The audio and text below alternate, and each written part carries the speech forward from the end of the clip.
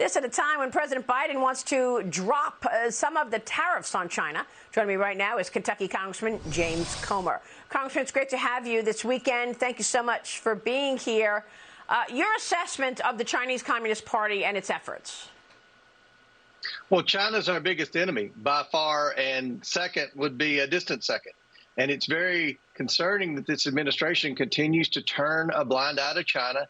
They continue to make policy that honestly benefits China more than it does America. I wish that we could retake the majority in Congress and try to put pressure on the Biden administration to put America first like it was when Donald Trump was president. What is this report that the CCP is also meddling in U.S. elections? I mean, obviously, after COVID was hurled at America and the world and the CCP tried to cover it up, the CCP got their guy in there in Joe Biden. What are they doing in the midterms? Well, this is something that we're all concerned about because, let's face it, China has a technological advantage to the United States in a lot of areas. The fact that they produce all of our semiconductors, the fact that so many of our technological devices are made in China, that's a problem. We found evidence in the past that China's tried to compromise some of our military equipment in the Pentagon. That's why there's rules and laws now to prevent China from having any type of ownership in any of the parts manufacturers to anything defense related in the United States. But this has gone unchecked for so long. China has so many irons in the fire with respect to our technology in America. We have to make sure that when we have elections, that we have a paper trail, and that when the government issues or the states issue absentees, for example, that there's a tight grip on who actually gets the absentees, that it's someone that actually requested it. So I think we've seen some good reforms in a lot of states, but the fact that China is, as we know, trying to influence elections, probably through social media or other types of disinformation campaigns or hacking or whatever,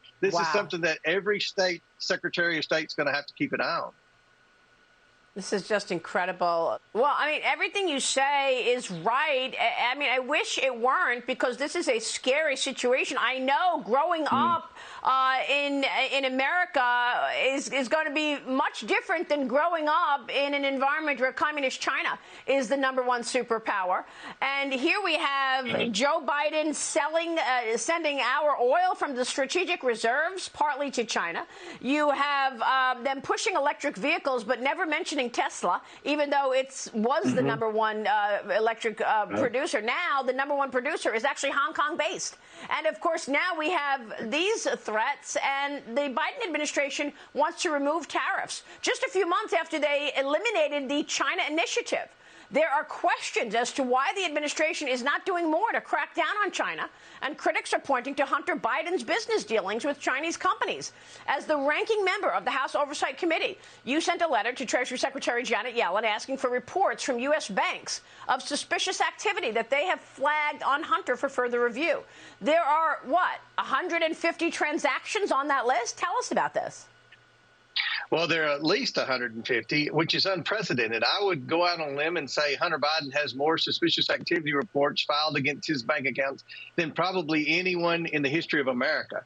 And I know that's a bold statement, but I'm pretty confident in saying that. But prior to Joe Biden becoming president, any member of Congress could go to the Treasury Department and request a list of suspicious activity reports, because there aren't very many in America every quarter. Very, very few. Hunter Biden has had over 150.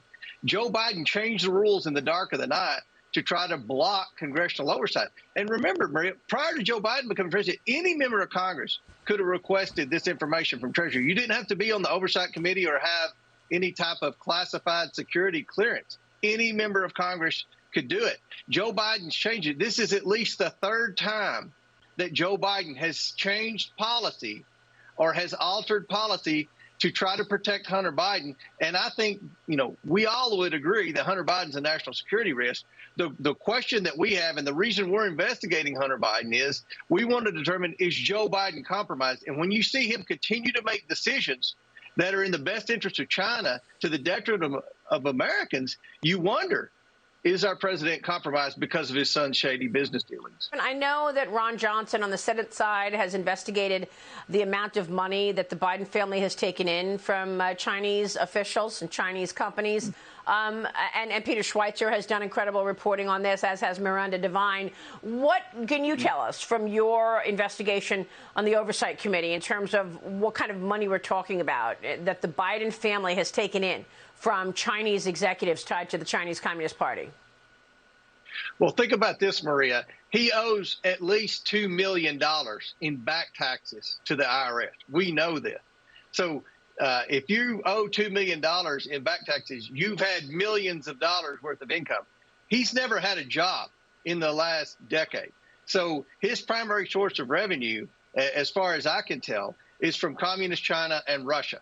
So we're talking about millions of dollars, and who knows what else he has. That's why we want to see the bank records. That's why we want to see the suspicious activity reports. If you've had 150 suspicious activity reports filed against various accounts, you're doing some bad business there. There's something that caused a trigger for this because, again, I don't think the average American realizes how few of these are issues. And they were created to catch funneling of foreign money into terror cells in the United States.